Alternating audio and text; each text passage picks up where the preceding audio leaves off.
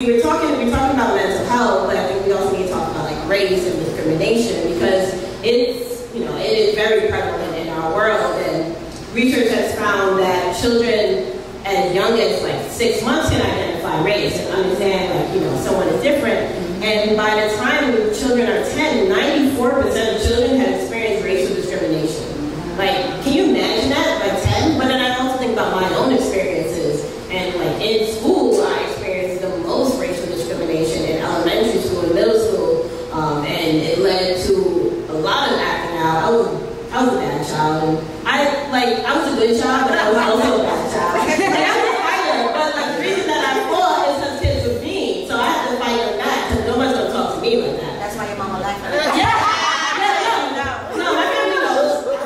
In my mind, I was good, but there's so much medical discrimination that occurs for both being of color, but also being poor. And we can think about the history, right? And this all starts from like slavery and enslavement of Africans, and how the African women and men, they were used for cruel and heinous like experiments that they were like used for advancing science, but really it was all about just dehumanizing people. And there's a book called Medical Apartheid that is a really powerful book that talks about just the history of what enslaved Africans had to go through in terms of just being tortured, really. And I remember reading this on the train, and I started crying. And like, my mom didn't raise me crying, but I'm sitting on the 4 train crying while I'm reading this book, because it's so powerful, but also so sad when you think about what our ancestors had to go through and how they had lived,